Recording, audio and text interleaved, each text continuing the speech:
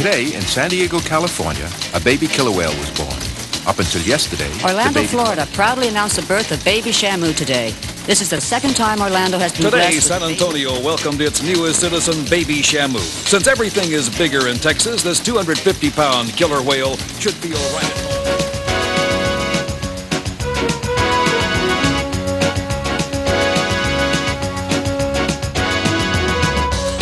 And tonight, from the shores of the Pacific Ocean in San Diego, California, you're about to enjoy a most unusual and unique television experience.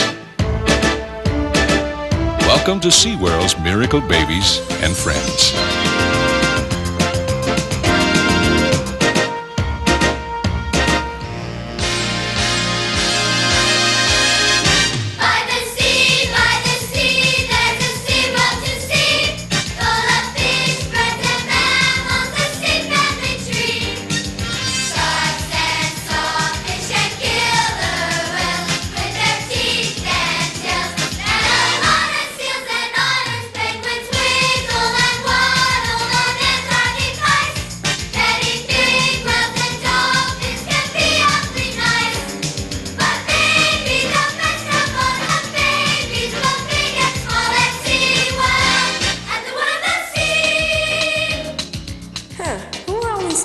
How'd they all happen to know the same song?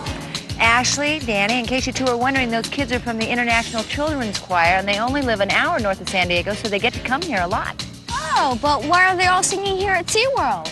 Well, whenever they see or hear something that excites them, they just can't help themselves. They get carried away and they burst into song. Boy, they're going to be exhausted by the end of the summer. After all, it's only June. June, just because it's June. SeaWorld's Miracle Babies and Friends stars Joanna Kerns from Growing Pains and Danny Pintauro from Who's the Boss. With kids from the International Children's Choir, Joanna's daughter, Ashley, baby Shamu, her relatives, and friends. We love to be beside the sea where we can see inside the sea world. See the world of sea. Oh, great. Here comes my friend Frank Toohey, who's been kind enough to lay out an itinerary for us so that we get to see everything. What does he do? He's an aviculturist. What's that? Well, that's someone who studies and works with birds. In fact, Frank's the curator of aviculture. Hi, Frank. Hi. This is my friend, Danny Pintauro, and my daughter, Ashley. Hi. Now, why is it Danny has to see everything in one day? Oh, well, I was supposed to do a school term paper on an animal subject, and it's J-U-N-E already. What took you so long getting started? Oh, well, there are so many really outstanding animals around, I didn't want to make a hasty decision I might regret for the rest of my life. Let's see. I didn't want to hurt the feelings of the ones I didn't pick. How about this? I don't know enough interesting stuff about animals to fill a flea's ear, not to mention a term paper. Well, I can understand that. You can? Sure. As a kid, I never thought much about animals, but after a while, I really became interested in them. And now I love them all. The birds, the fish, the mammals. In fact, I just plain love my work. Joanna, here's a list of things to see and a map. Ooh, Frank, this is a lot. Well, why don't you start with Shauna here, our Miracle Babies expert, and see how it goes. Whoa, great idea. Let's see how it goes.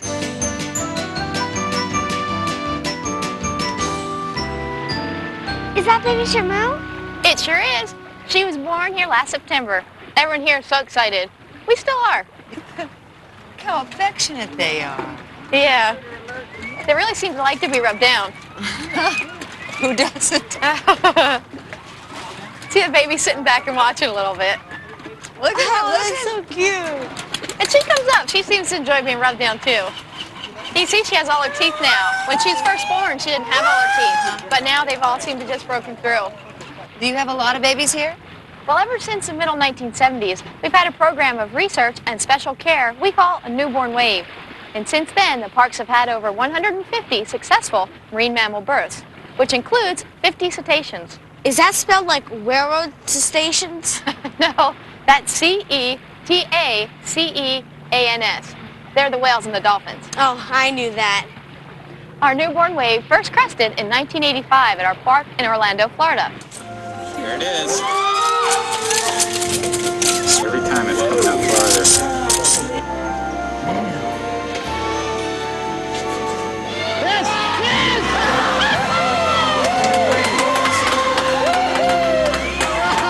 A beautiful killer whale baby was born to can-do.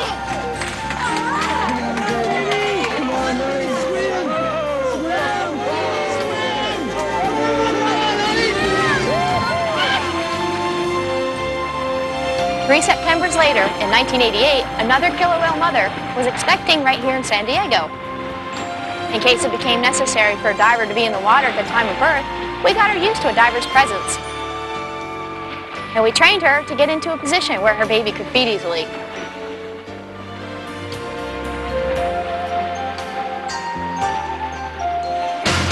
The day before giving birth, she was still performing. I don't think expecting human mothers should try that, even if they're not pregnant. Danny, if they're not pregnant, who are they expecting? Little boys now.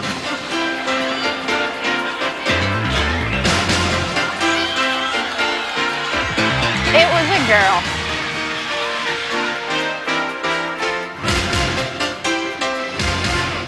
And in the next 2 months, 2 more baby girls were born. One in San Antonio, Texas, and another in Orlando, Florida.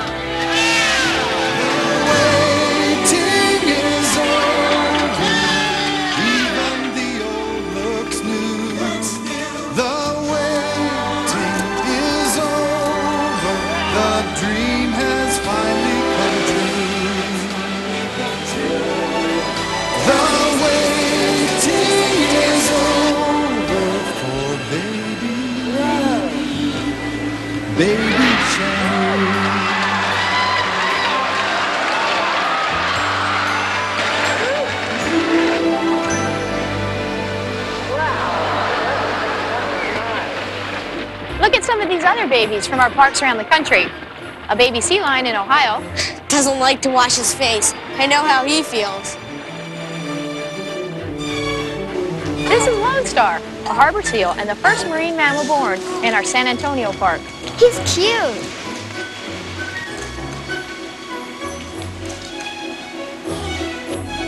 A manatee mother and baby at the Orlando park. Aren't they also called sea cows? That's right, Joanna. Hey, I know what family he's from. You're right about the family. It's a shark called the chain dogfish. But since it's laying an egg, we have to presume it's a she. Turtles! Right, turtle hatchlings. And they have plenty of brothers and sisters. This is a bottlenose dolphin baby feeding. It always amazes me how those babies come into the world knowing how to swim. That's true, but then look at this. A newborn Andalusian colt trying to get up and walk at our boardwalk and baseball park. That's the way I look when I swim. This is a pygmy hippo mother at Cypress Gardens. And this... Oh, it's a baby. Oh, it's a baby hippo. Having babies isn't just for big mammals. It includes all creatures, large and small. Oh, you mean like these little fishies? Down by the meadow with the itty bitty boots went 3 little fishes and a mama fishy too. Swim, said the mama fishy, swim if you can. And the bam all over the dam. Boop, boop, diddle-dum, 1 and 2. Boop, boop, diddle-dum, 1 and 2. Boop, boop, diddle-dum, 1 and 2. And the bam all over the dam.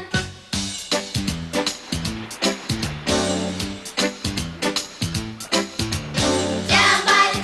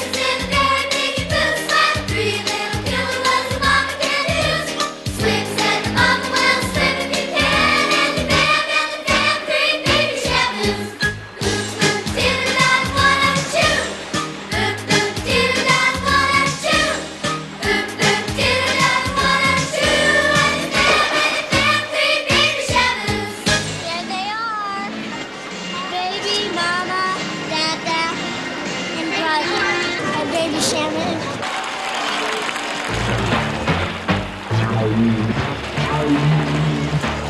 Well, birth and babies certainly are natural places to start when you're trying to learn about animals. Well, I'm all set. That's what I'm going to write about. Hold it a second. Just like with human beings, getting born is just the beginning.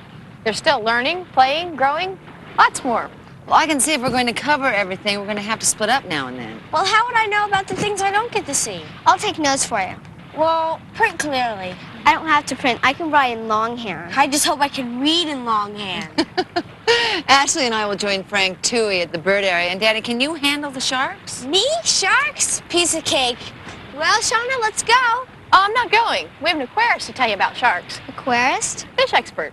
Hey, if you're not going, I'm not going. Suze, would you take over?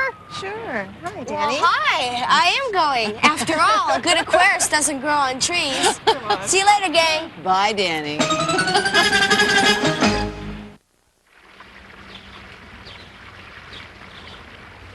Well, now that you've seen all those baby marine mammals, are you ready for some bird babies? Oh, we sure are. Ashley, get your note writing hand warmed up. Okay, Mom. Why don't we start with this emperor penguin mother?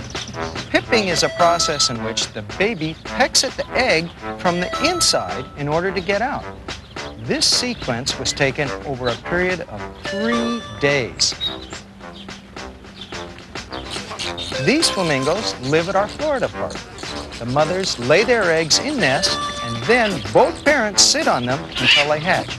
And both continue to guard the newly hatched chicks until they can stand on their own 1 foot. Oh, cute. These are young sun conures and waterfowl. And these are tree ducks and eiders in our Ohio park. Here in San Diego, we've been working with 2 endangered species, nene geese and some recently hatched Humboldt penguins. Bird babies are generally much less developed than marine mammal babies.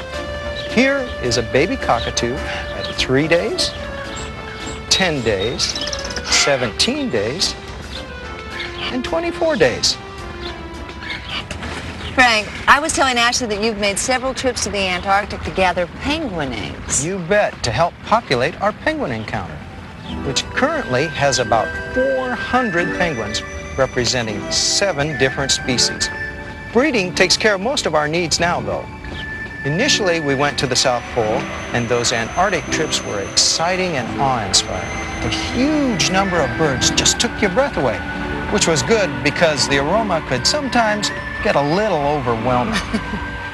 In the wild, some penguins lay 2 eggs and only care for 1, so we are able to gather the eggs without affecting the native population. Bringing those eggs back took careful planning and a good sense of humor, especially when we had to go through an airport terminal, lugging several passengers who decided to hatch in transit. Oh, no. So it's something like having a baby in the taxi on the way to the hospital. Exactly. Then when we got them back, the eggs went into the incubators and the chicks into the brooders. We immediately mixed up a penguin milkshake, which consists of a krill, a shrimp cousin, half and half cream, herring fillets, pre-digested protein, water, and a list of vitamins as long as your arm. Yuck. Well, not if you're a baby penguin, Ashley. The penguin milkshake, in fact, is probably the favorite fast food drink in all of aviculture. In fact, the penguin milkshake turned out to be very important in my life, too. Oh, don't tell me, Frank. You didn't start to drink it. Oh, no, but a few years ago, the first baby emperor penguin hatched here at the park was seriously underweight, dehydrated, and in very shaky shape. Because KO had to be fed every 2 hours, I took him home with me where I could keep a careful eye on his condition. At the time, my wife was caring for our 5.5-month-old baby, so we only met if Aaron's and KO's feedings coincided. KO made good progress, though, and eventually graduated from milkshakes to solid fish, and went on to become a leading citizen of the penguin encounter. By the way, Frank, did you name the little penguin KO because he was a good fighter? Well, not exactly. He was having a certain gastrointestinal problem that called for a speedy remedy, hence the name KO. I don't understand. KO was just his first name. Well, what was his last name? Hectate. I knew that. If you just saw one of these young bonnet heads and had nothing to compare it with as far as size goes, you would think it was as big as a grown-up shark. They're so exactly like the adults. Oh, well, these are a nice, manageable size. Let's go in and see the big ones. I hope this doesn't turn into another Jaws sequel, co-starring me in my farewell role. You know, sharks have been around for 135 million years, and in all that time, they're virtually unchanged. Yeah, well, who's gonna make them change or go away? And while they have a pretty scary reputation, many of them are relatively harmless, like the Australian leopard shark. I could do without relatives like that. And the snaggletooth sand tiger shark? I don't know which I like less, those snaggle teeth or those eyes.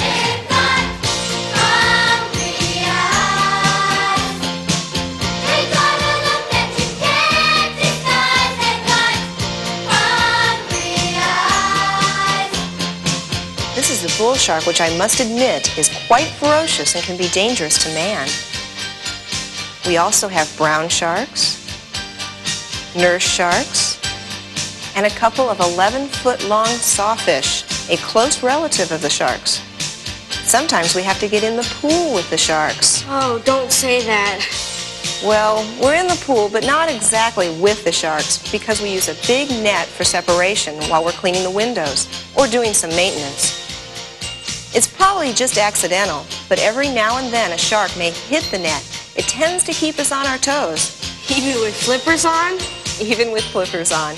Now I'm going to take you above the pool so you can help us feed the sharks. Feed? Oh, here he comes. Watch out for him to you love. Oh, here he comes. He's a man-eater. Thanks! Oh, here he comes. Watch out for him to you love. Oh, here he comes. He's a man-eater. Danny, we feed the sharks twice a week. And as you can tell, we feed the big ones individually so we know what they eat, and then we mark it over there on the post. Are you ready? Would you like to go? I wouldn't bother you. I know what he can do. He's standing there. He could really rip If it's your the water a little bit world below the apart. surface, then their mouths can get it a little bit easier. All right, let go. Good. Good job. Let's try that again.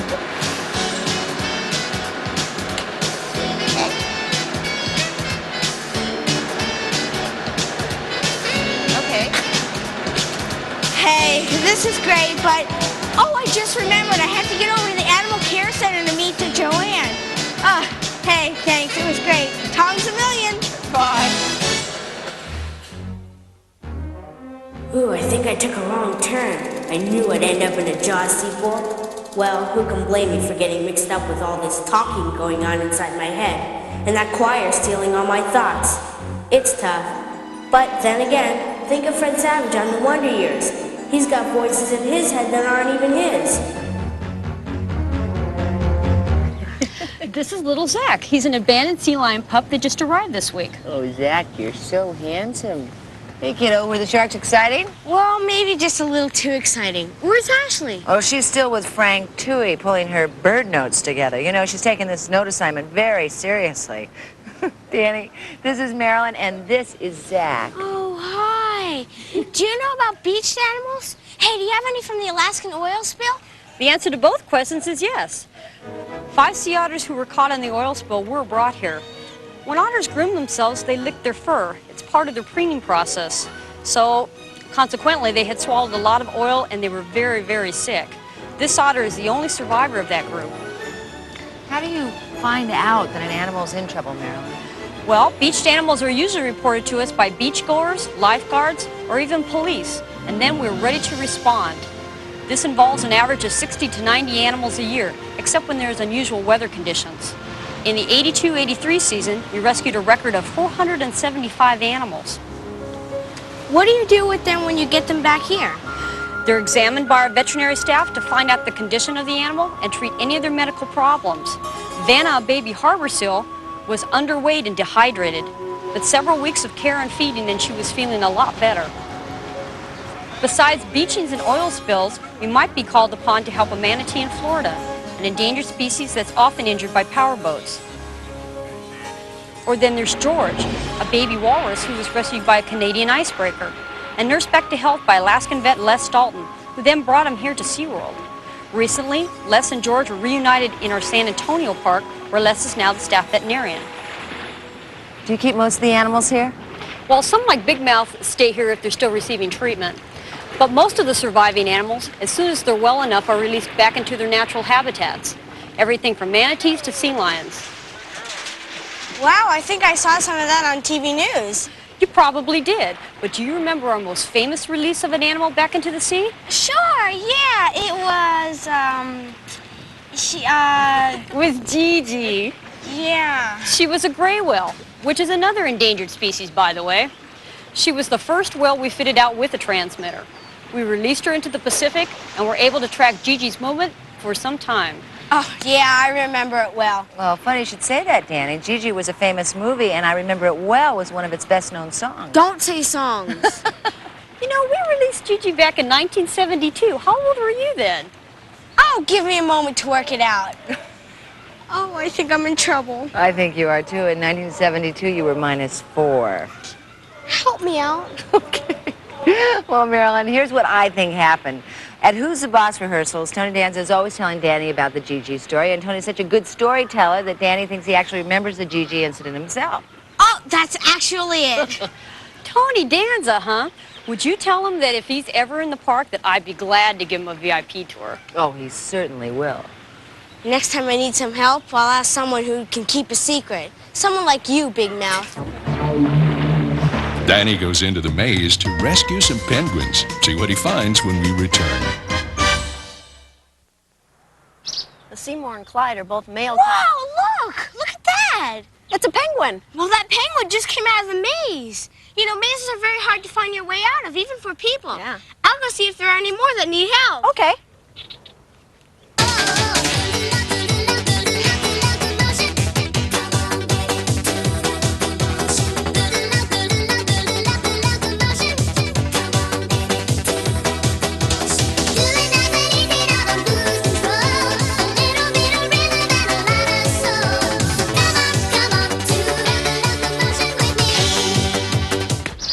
That was fast. You're a good mazer. Did you find anything? Nothing. Well, don't worry. Young marine animals grow much faster than human children. They get big quickly and can take care of themselves. Come on. Boy, they sure do grow fast. But what happened to the feathers?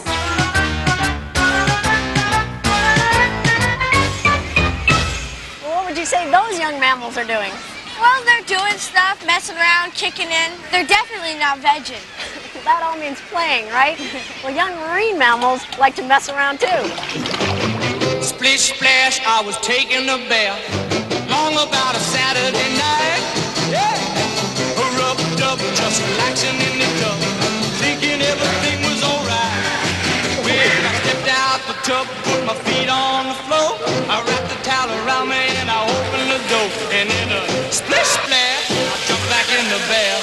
Well, how was I to know there was a party going on? There was a splishing and a splash, reeling with the feeling, moving and a grooving, rocking and a rolling.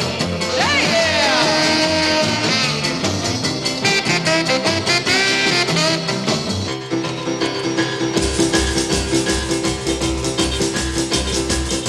Come on over, baby, whole lot of shaking going on. Yes, I said, come on over, baby, baby, you can't go wrong. We ain't faking, whole lot of shaking going on. Now let's go one time. Shake it, baby, shake it. Shake it, baby, shake it. Ooh, shake it, baby.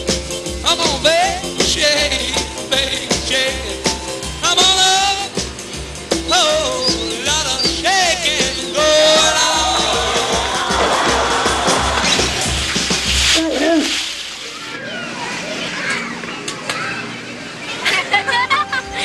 Well, playing is a nice way of making new friends, but there are other ways too. When we take the time to care, life will always have a magic we can share, seen with children's eyes.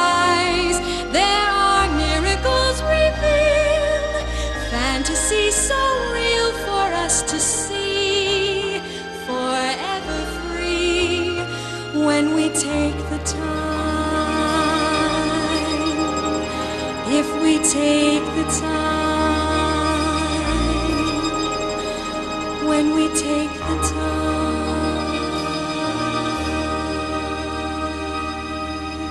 Do two animals ever become friends? Oh, yes. You know, one of the best examples of that is the friendship that developed between Bubbles, a pilot whale, and Cooper, a common dolphin.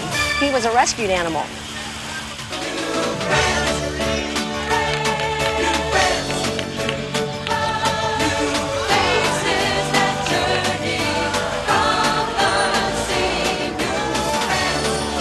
They've both become stars in our new Friends show. Oh, isn't that where Ashley and Joanna went? That's right. Boy, I hope Ashley's taking good notes.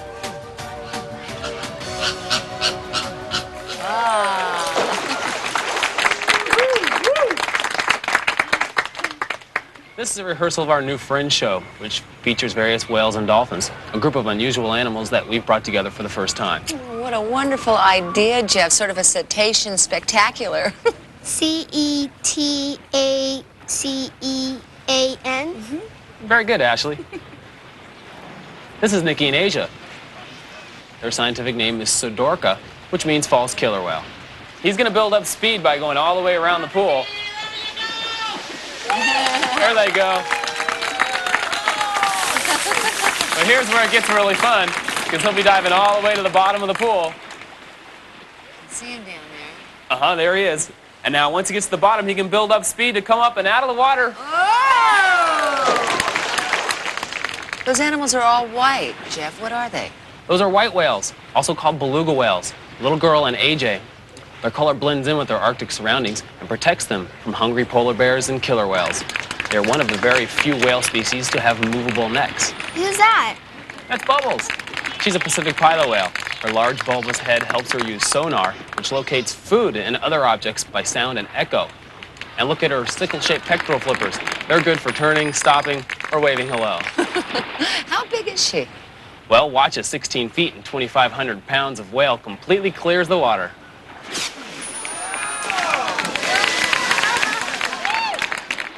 Now, these are white-sided dolphins. There's Jump, Jet, and Lucky. And over to the other side of the stage is Cooper. Remember talking about Cooper, our Right. common dolphin, or Delphinus. I can see his bill is different. Right, that's one way you can easily distinguish a common dolphin, because he has such a long beak, or what we call a rostrum. Oh. Showing off.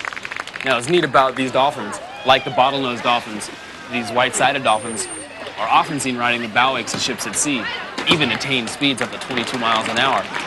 Okay, here comes Jump Jump over to the far side, and comes all the way here. This is Jet. Watch them miss each other. Oh. Amazing. Now over to everyone's left. That's Lucky. Oh. Now right in front of us, Joanna, this is neat. Oh. This is Jet and Lucky.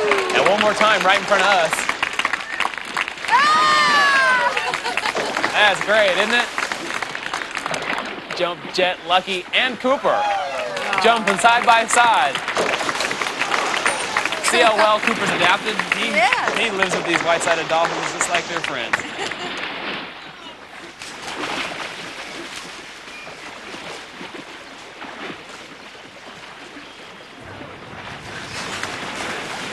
Here we go. Watch the dolphins. They're going to make a jump in the far corner of the pool. And this is appropriately called a human hurdle. Now a jump or a bow in this corner.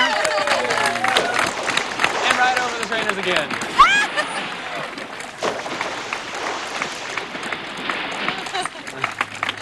There we go. That's Jump, Jet, and Lucky.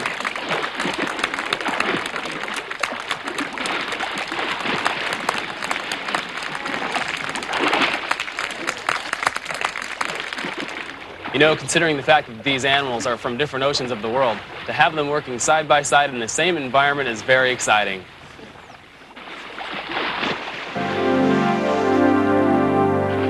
The animals of the sea are different as can be, And each a mystery in every way. different friends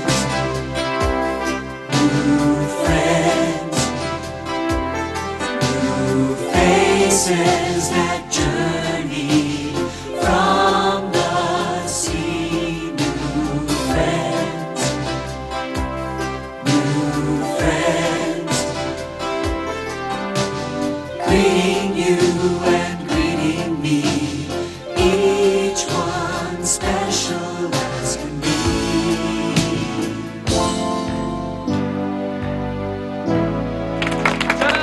New friends. Oh, they're wonderful. Now, why can't you have nice friends like that? Oh, Mom. Coming up, Joanna and Ashley meet some delightful dolphins, and Danny dances with Seymour the sea lion. You've probably noticed, Danny, that as far as growing up is concerned, animals are a lot like humans. Well, let's see, Suzanne. They get born, they get taken care of, and they play. What else? Well, there are a lot of schools here. Schools of fishes? Well, besides those, there's a lot of learning and training. We'll start with the Commerson's dolphins. Okay. Okay, come on.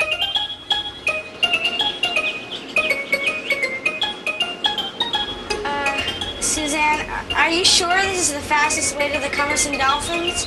Well, it's the most scenic. Okay, John, cue Jacob. Okay, get your light.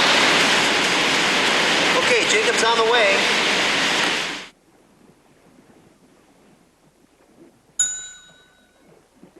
Wow, how did you learn to do that? Well, Jacob's had a little schooling.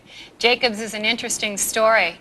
Commerson's dolphins are found off the coasts of Argentina and Chile.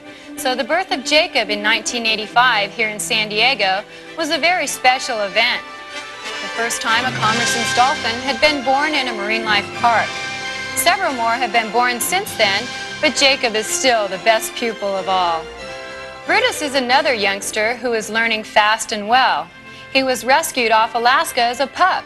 He grew up here in California with another young walrus, Takina, and is now in Ohio, training in the shadow of Wally, a 2,000-pound parent figure. Marine mammals, like baby Shamu, learn from their mamas. Part of this process is imitating the mother's behavior. Soon they may allow a trainer to touch them, and then they're making a turn with mama, and a spectacular leap, which clearly calls for a bow.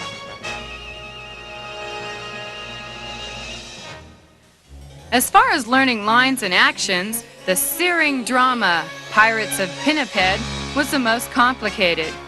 Rehearsals took place on the set of the former show, Spooky Kooky Castle, and both the animals and the human actors had to be on their toes and flippers. A Pinniped rehearsal might even be challenging for an experienced actor like you, Danny. Well, are you ready? Okay. Do you watch Who's the Boss? Okay. Well, do you watch Growing Pains? Then you must watch 60 Minutes. One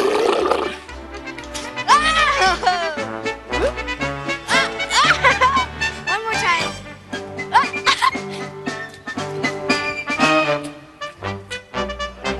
Finally, everyone was ready.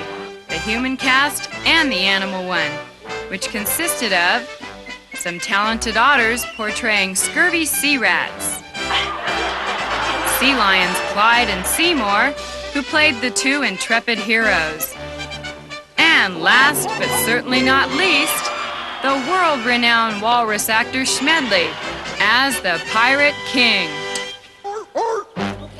Hey, that was great, Danny. You're a fast learner. Yeah, I even learned that pinnipeds are seals, walruses, and sea lions. That's correct. Hey, I wonder what Joanna and Ashley are learning down at the Dolphin Lagoon show. I don't know.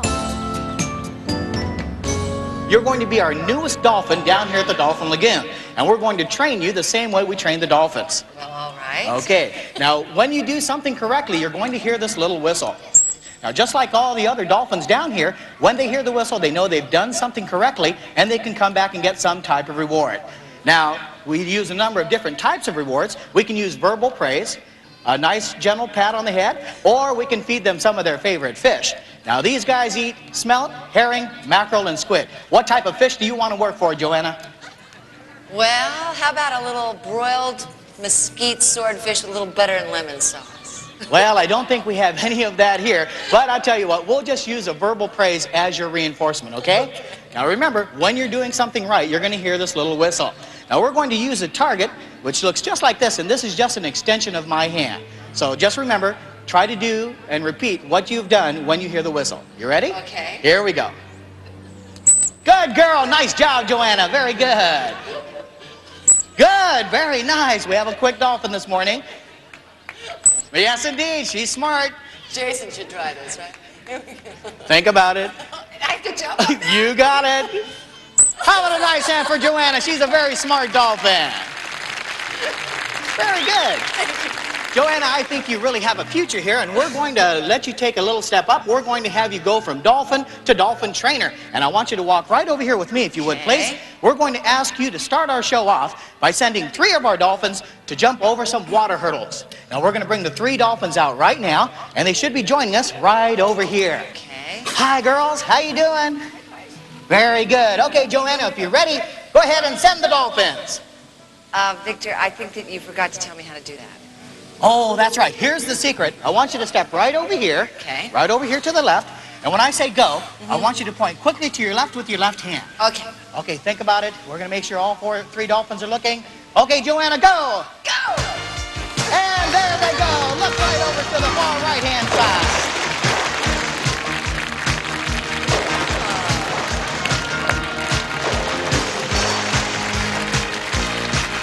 Good job, kid. Yes. As you can see, folks, it's a lot of fun working with the dolphins down here at the Dolphin Lagoon, and no one seems more fascinated by dolphins than children. Well, I think you're talking about my daughter, Ashley. Well, why don't we bring her out here right now? Okay, Ashley. Hi, Ashley. Have you ever met a dolphin before?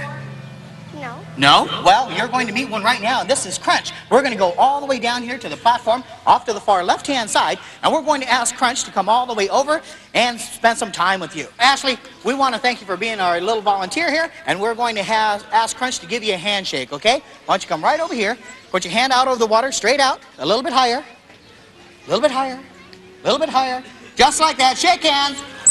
Very good. How about a nice hand for Ashley Kerns? Thank you, Ashley. Shamu, Can-Do, and Baby Shamu put on a show for Danny, Joanna, and all of you after this.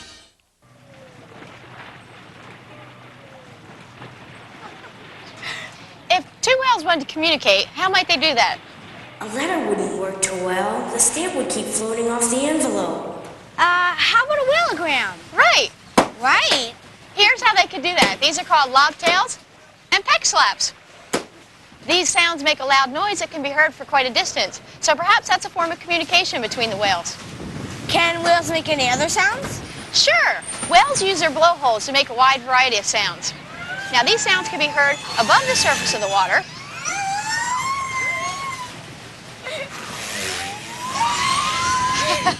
And through the use of a hydrophone, we can hear these sounds underneath the water too. Car phones are dangerous enough. If you enter a hydrophone, you could drown. In the last few years, we've started to use computer technology to produce tones that the whales can distinguish and respond to. Oh, it would be great if we could. We could talk to the animals. Just imagine it, asking over kilowatts for tea. Sipping soup with us in Dorca would surely be a corker, especially if we dive beneath the sea. And we could schmooze with the tiger sharks, learn all the otter types, study for a dolphin needs to breathe. But what if fishy talking monsters should link up with the lobsters? They could put the squeeze on you and me. We could converse with the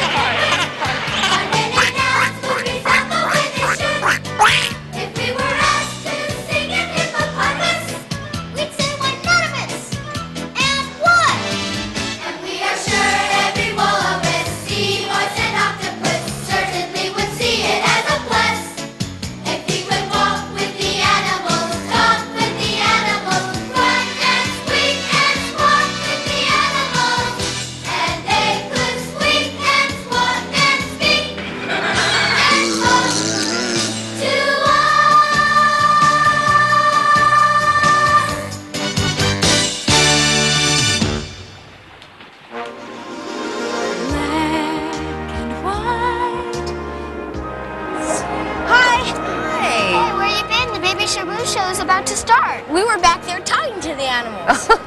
You know, Danny, I've been thinking. You play a child on Who's the Boss. I play a mom on Growing Pains. We're both actors. That's our job. I wonder if doing a show feels the same to Baby Shamu and Mama Can Do.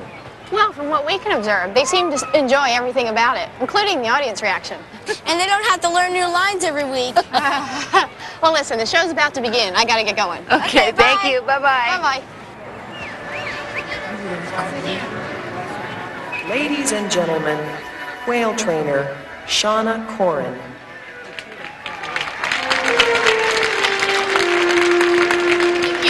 Thank you and good afternoon. On September 23rd, 1988, our lives changed. Baby Shamu was born. Although her birth seems like only yesterday, we waited 25 years for that special day to arrive. And now, we can't wait any longer to share our joy with you. Ladies and gentlemen, along with trainers Jim Clark and Kelly Van Bockert, Can Do and our newest addition, Baby Shamu.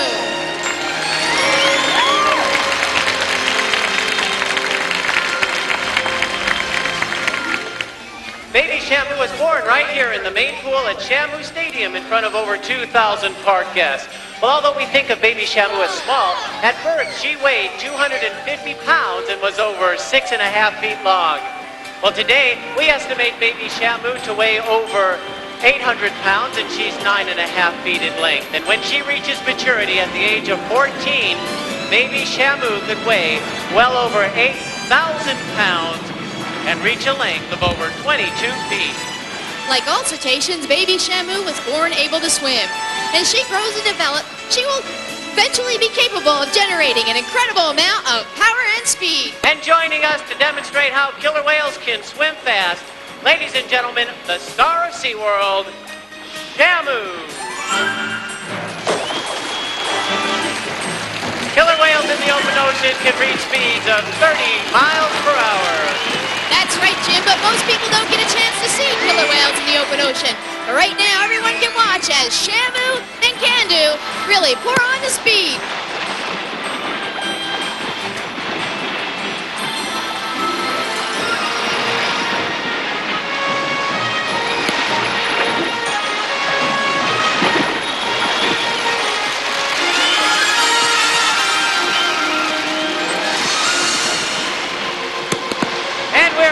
Finished yet. You folks sitting right over there, I hope you're ready. It's time to get wet.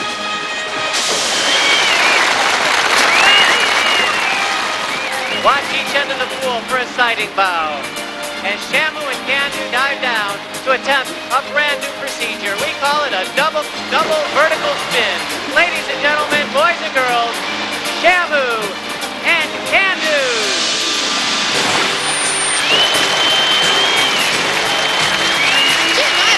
Why don't we let everybody have some fun with the whales? I think that's a great idea. Let's grab a young volunteer here. Stand right here, put your left arm out, and go up and down. And Shamu will stop his pectoral when we're on the surface of the water.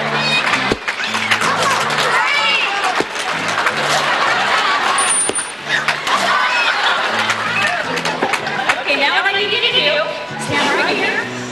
Now do a big head shake, yes. Real big.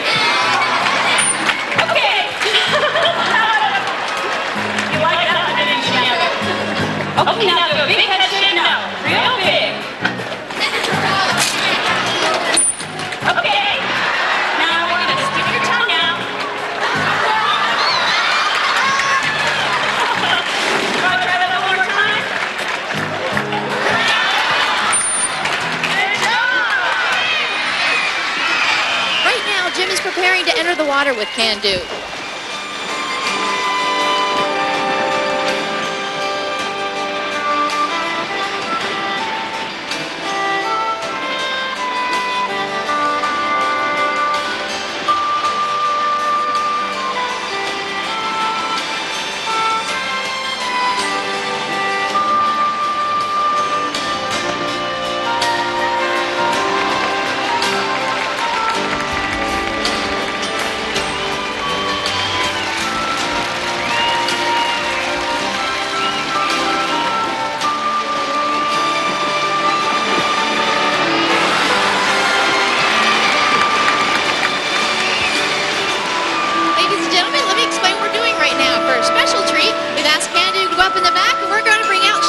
Jim's going to continue the waterworks sequence of the show with Shamu.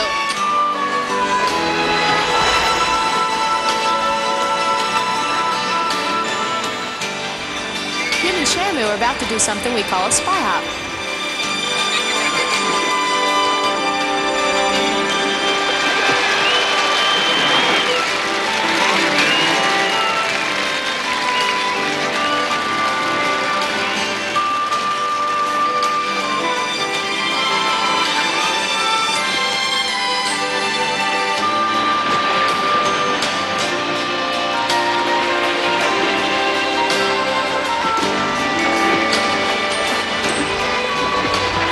And now, focus your attention on the center of the pool as Jim and Shamu dive down something really spectacular that we call a hydro hop.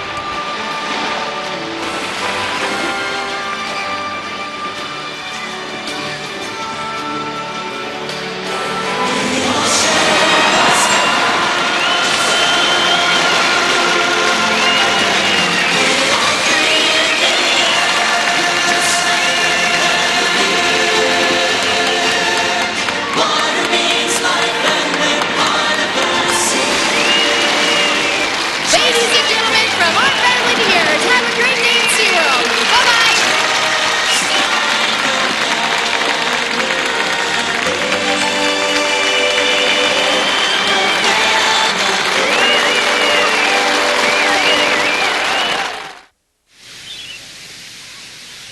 Well, Danny, you've seen it all. The births and babies, the care and feeding, the rescuing and releasing, the learning and playing, the growing up. And you've met whales and sharks and seals and dolphins and otters and walruses and penguins and geese and flamingos and all kinds of assorted fish. So now, which one of them are you going to write about? None of them. None of them? After all that? Well, more like all of them. I want to write about working with the animals, about being an agriculturist or an aquarist or an animal care specialist. Or what? I agree with him. Well, I'm glad you've made your choice, and I must admit I'm truly flattered. Well, thanks for all your help, Frank. Well, you're more than welcome, and come again soon. Oh, we will. Okay. Is tomorrow too soon? Thanks again, Frank. Okay. Bye-bye. Bye-bye. And Baby Shamu's friends want to say goodbye to you.